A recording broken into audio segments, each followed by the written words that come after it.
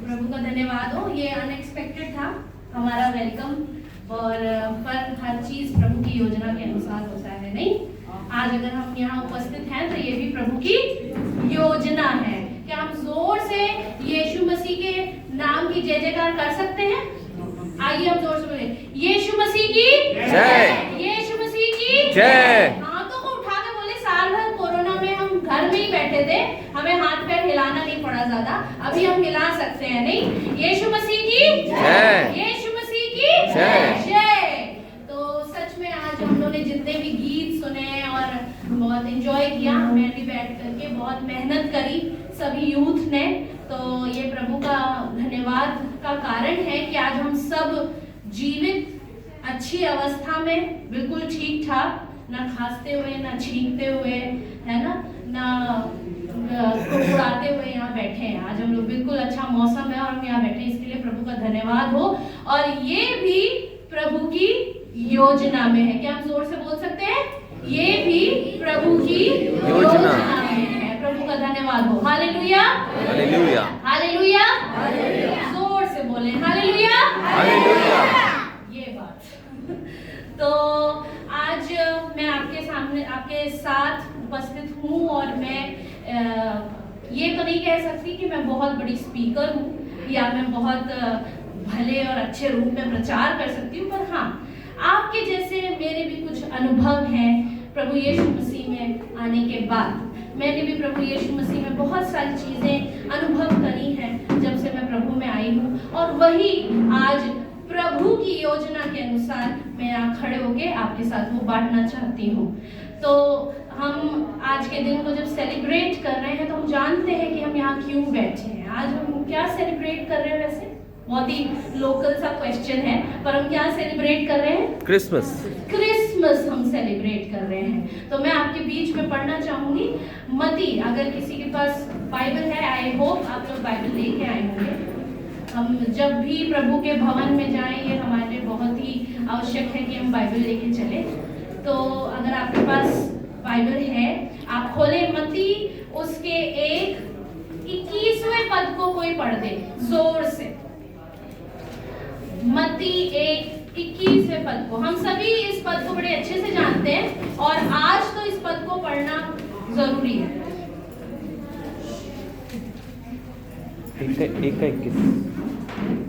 मत्ती 1 उसका 21वां पद।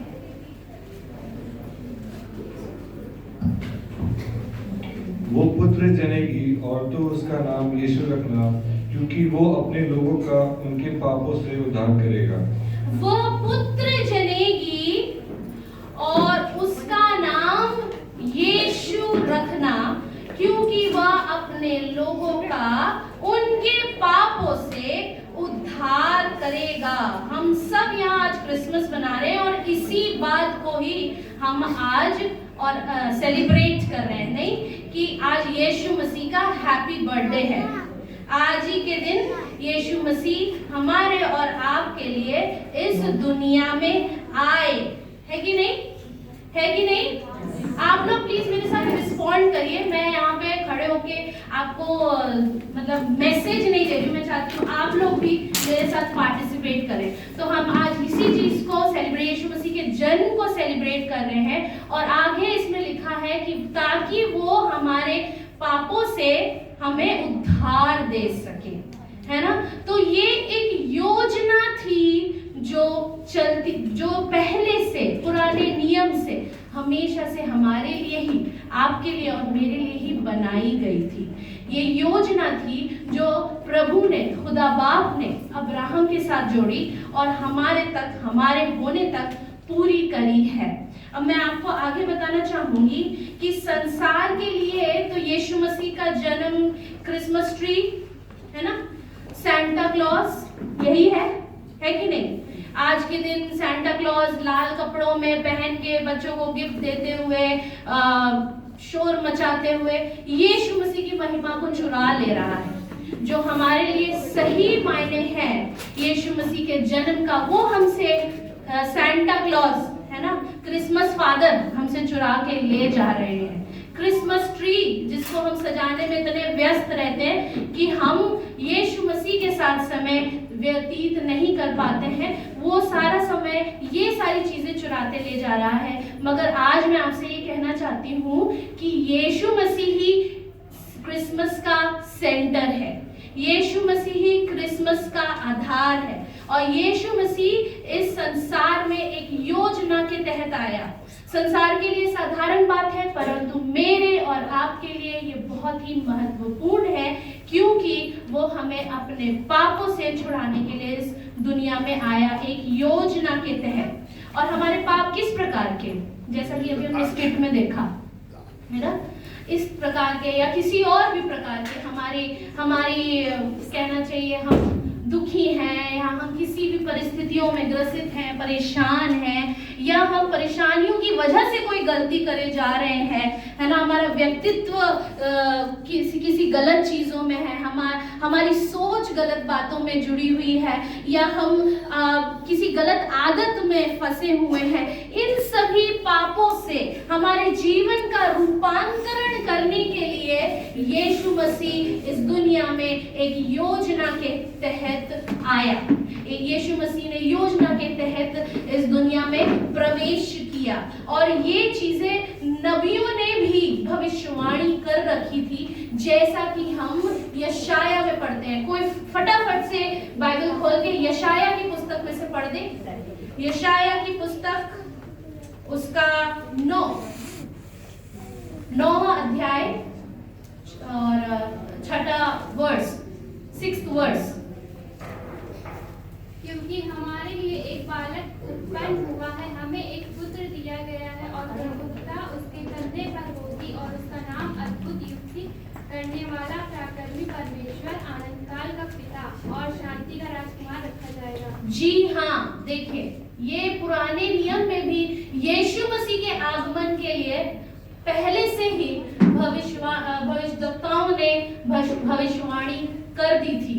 यीशु मसीह का जन्म हमारे और आपके लिए होगा, जो अद्भुत युक्ति करने वाला होगा, पराक्रमी परमेश्वर होगा। और इसी प्रकार से यिर्मयाह की पुस्तक 23 उसके 5 में भी यीशु मसीह के जन्म के बारे में लिखा हुआ है। अगर कोई पढ़ना चाहे तो उसे पढ़ सकता है, नहीं तो हम जल्दी से आगे बढ़ेंगे, परंतु मैं चाहूंगी पढ़ लीजिए आप। आज के दिन हमें ये सारी बातों को दिलों में बैठाना बहुत जरूरी है कि हम क्रिसमस क्यों मना रहे हैं। यिर्मयाह 23 उसका 5। यिर्मयाह की पुस्तक यहोवा की ये वाणी है, जी हाँ, देखो ऐसा दिन आता है, ऐसा दिन आता है जब मैं दाऊद के कुल में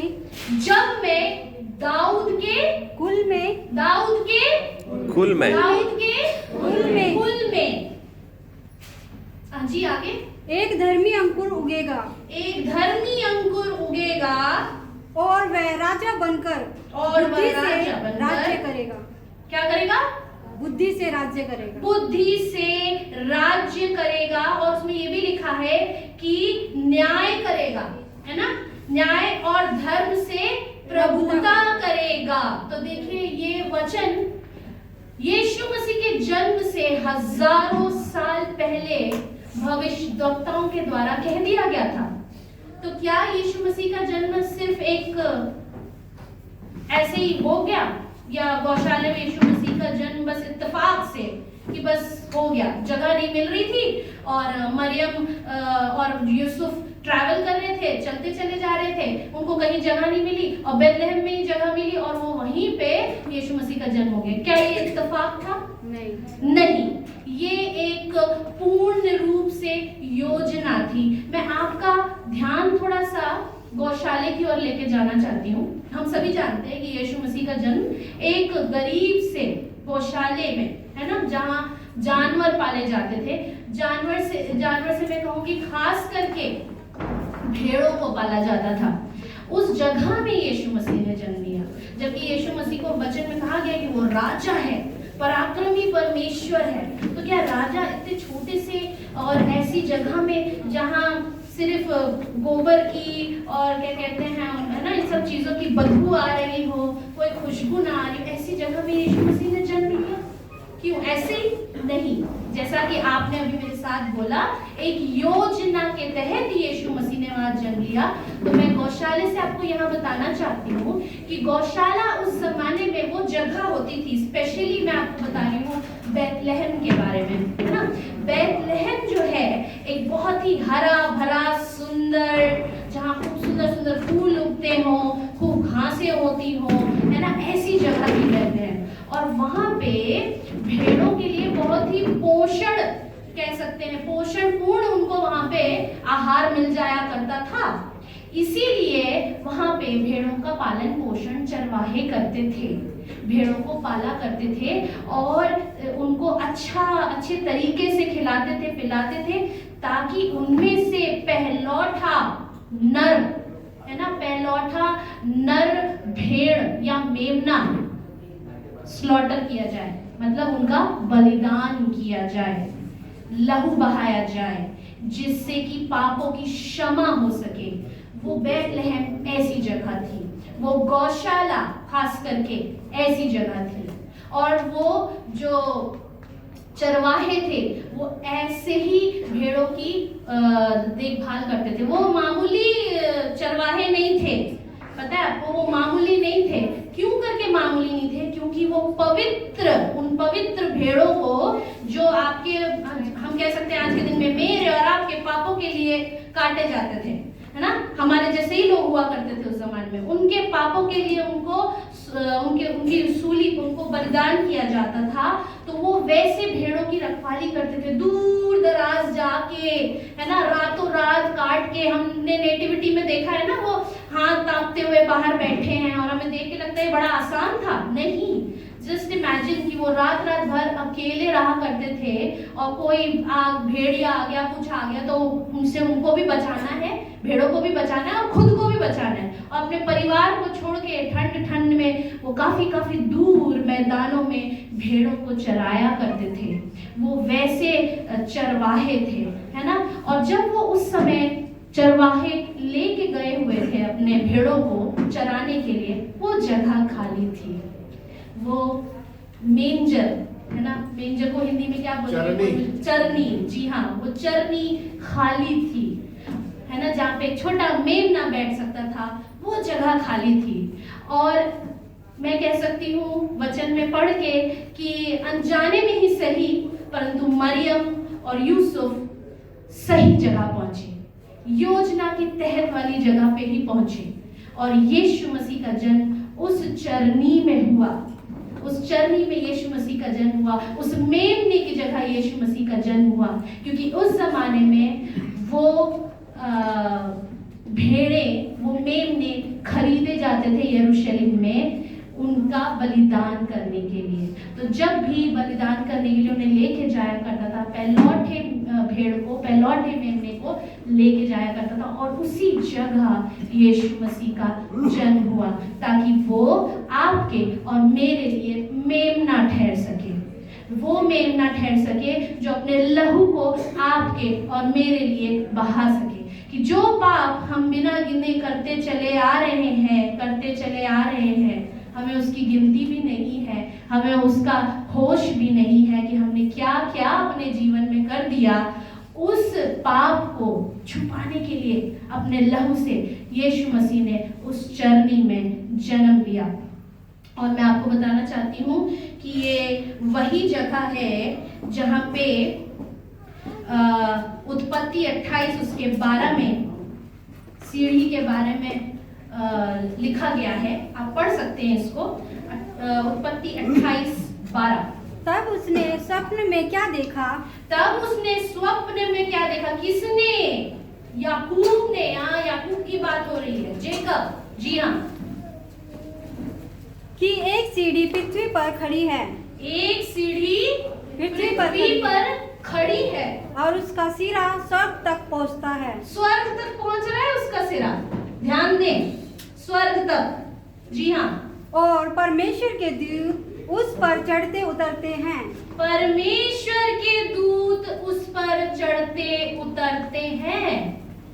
वो सीढ़ी, वो जगह, हम आगे इसी में पढ़ेंगे, जिसको याकूब ने बेथेल कहा, परमेश्वर का घर जिसको याकूब ने कहा, वो यही जगह थी जहां यीशु मसीह ने जन्म लिया। यीशु मसीह मसीह पैदा हुए ताकि यीशु मसीह वो मेमना ठहर सके, जिनका लहू बहाया जाता है। यीशु मसीह वो सीढ़ी बन सके कि हम उस सीढ़ी पर चढ़कर जा सके। वो दूत कौन है जो स्वप्न में देखे गए? वो आने वाले दिनों में हम और आप हैं। Hallelujah, hallelujah, hallelujah, hallelujah, hallelujah. Imagine करिए हम दूत हैं। Come on, hallelujah, hallelujah. Wow, कितने खूबसूरत दिखेंगे। मुझे लगता है आज हम जितने खूबसूरत दिख रहे हैं उससे कहीं ज्यादा खूबसूरत दिखेंगे, है कि नहीं? है कि नहीं? हाँ भाई बोलिए, है कि नहीं? आमीन, आमीन, हालेलुया।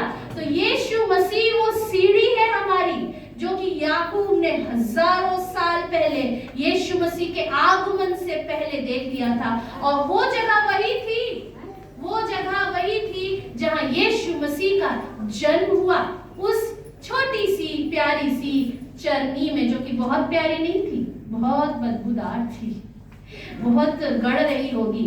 मखमल मखमल बिस्तर नहीं था, वो सुंदर बिस्तर नहीं था कि आराम से नींद आ जाए ना, वो गड़ रही थी। परंतु उसी जगह यीशु मसीह ने जन्म लिया और यीशु मसीह ने साबित कर दिया कि हर एक कार्य जो पुराने नियम से होता चला आया है वो योजना के तहत है। हर एक काम जो हर एक भविष्यवाणी होती चली आई है वो योजना के अनुसार है। और अब उन चरवाहों को ये आवश्यकता नहीं है कि वो भेड़ों को लेके चराने जाए मैदानों में, अपने परिवार को छोड़ के रातों रात वहां रहें और भेड़ों को चराएं ताकि उन भेड़ों का बलिदान किया जा सके। अब जरूरत नहीं थी। अब यीशु मसीह आ चुका था कि उन कठिनाइयों को झेलने की आवश्यकता नहीं थी बलिदान के लिए। कितनी खूबसूरत और कितनी अद्भुत बात है ये हमारे लिए कि यीशु मसीह ने ऐसे जन्म लिया, है कि नहीं? मानते हैं आप इस बात को या फिर बहुत लंबा और बोरिंग हो रहा है अभी? मानते हैं ना आप इस बात को? मैं तो महसूस कर सकती हूँ कि वाओ, मैंने अपने जीवन में किया क्या है? कुछ खास किया है क्या? बहुत बढ़िया किया है क्या कि यीशु मसीह की तरह मैं भी पैदा हुई हूँ और मैंने कोई पाप नहीं किया हूँ, मैंने कुछ नहीं किया हूँ। हम तो पाप से जन्मे हैं, वचन तो ये कहता है हम तो पाप से जन्मे हैं, परंतु यीशु मसीह के द्वारा हम सब श्वेत हैं, हिम की नाई श्वेत हैं। Hallelujah, hallelujah, hallelujah. जी हाँ, मैं आपसे ये खूबसूरत योजना शेयर करना चाहती थी जो कि हजारों साल से चलती चली आ रही थी और आज वो योजना हमारे और आपके द्वारा प्रभु पूरा करता है।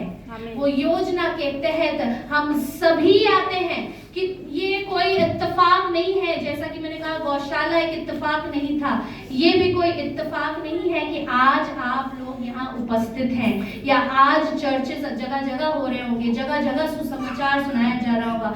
ये कोई इत्तेफाक नहीं है। हम और आप प्रभु यीशु मसीह की योजना में है, खुदावन की योजना में है। जैसा कि अब्राहम के साथ खुदावन ने वाचा बांधी थी कि मैं तुम्हारे वंशों को आशीषित करूंगा और उसी कुल से, है ना, दाऊद की संतान यीशु मसीह कहलाया और सूली पर कुर्बान हुआ।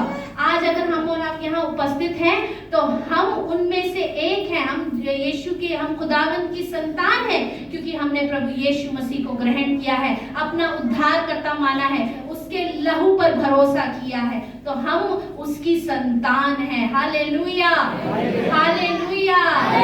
इसमें क्या डांस नहीं बनता है? हम लोगों को तो बिल्कुल नाचना चाहिए, गाना चाहिए कि यीशु मसीह की हम संतान है और हम स्वर्ग में प्रवेश करेंगे सीधा। कोई इधर उधर का टिकट लगाने की जरूरत नहीं है। अभी सारे फ्लाइट्स बंद हैं, ना कोई विदेश जा सकता है ना विदेश से आ सकता है। हमारा तो टिकट ही नहीं लगना है, हमें सीधा स्वर्ग जाना है क्योंकि हमने प्रभु यीशु मसीह को ग्रहण कर लिया है। कोई कोरोना नहीं रोक सकता हम लोगों को कहीं जाने से। क्या रोक सकता है? नहीं रोक सकता।